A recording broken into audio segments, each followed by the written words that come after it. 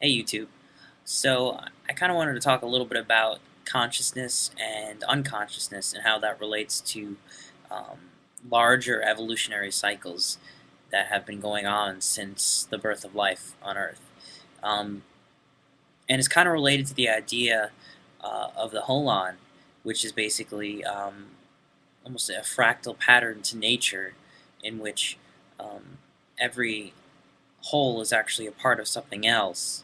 Every part is actually a whole in itself too. Um, that basic idea kind of pertains to a way to see what's going on in the world today. Um, to kind of try to sum it up, although we believe that we are conscious, and although we are conscious entities, we're largely, from a larger scale, unconscious um, of what we're doing to the environment. We're largely unconscious of how we interact in a mass scale. Our collective ability to be conscious is far um, more resembling an unconscious state than a conscious one.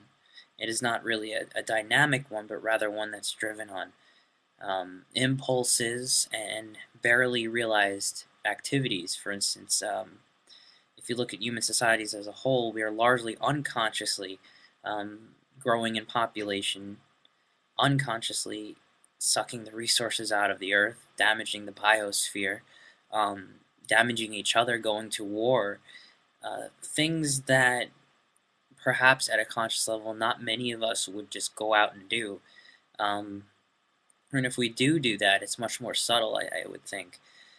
But in a way, the human collective acts more impulsively and instinctually and out of base unconscious fears and, and instincts that don't really um, bubble up into our collective recognition. We're not really responding to the environmental crisis the way a more conscious collective would.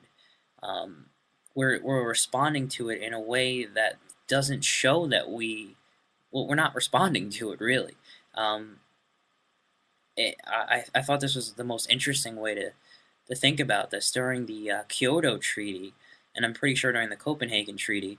Um, well, I don't think there was any treaty that came out of the latest one, but at any rate, during the Kyoto Treaty, the what it came down to was not we have to stop carbon emissions in any way possible.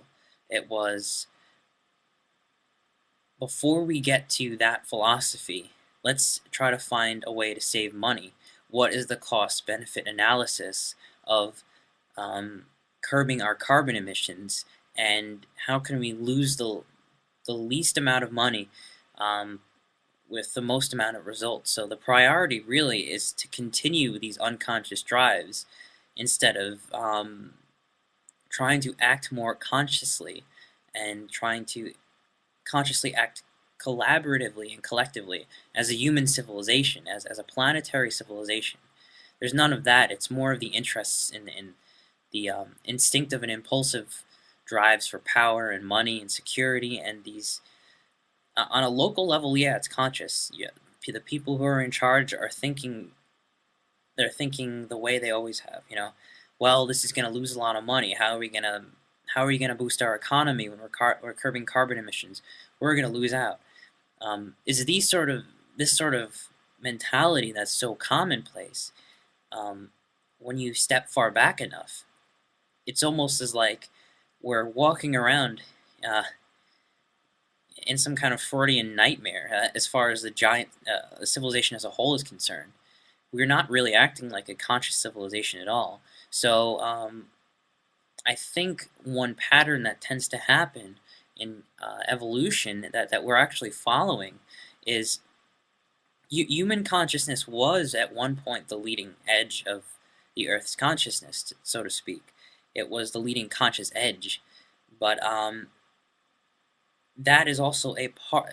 That would eventually also be a partial reality, in which something even greater is unfolding, because this fragmented, semi-conscious power-driven nation-state government corporation mentality is not something a conscious Earth would maintain. Um, yeah, so I would say look at previous shifts in evolution. Um, Look at the shift that it took for human beings to become self-aware. This was a vastly complex biological evolution that we don't understand completely yet either. And that took millions of years um, in the primate families. And but still, it was sort of this unconscious state emerging into a more conscious state, and I think that is what's going on a higher level with human beings. We're sort of in this unconscious, relativized state that is slowly developing into a greater whole. Um, and again, this goes back with the whole pattern in evolution. What has the pattern always been? It's been to generate more conscious states, more complexity. Um, and this is, you can follow this all the way back to the first living organisms and how they became multicellular organisms, and then how those multicellular organisms developed the first nervous systems, and which could be called the unconscious state, which eventually became the first brains, which could be called the first conscious state. I don't know. It depends on how you look at it. But there's still this fractal kind of cyclical um, pattern that's been going up through evolution since the beginning. So I just think it's very interesting how we are actually far from diverging from this from natural cycles, far from just doing whatever with ourselves, and far from our human experience being this, I don't know, this plateau, this divergence from nature. We're actually following and embodying these patterns in nature completely unconsciously. Um, Even as we seemingly, relatively speaking, work for, I don't know, um, in all human activities are partially conscious but also partially unconscious. So I just think this is very interesting.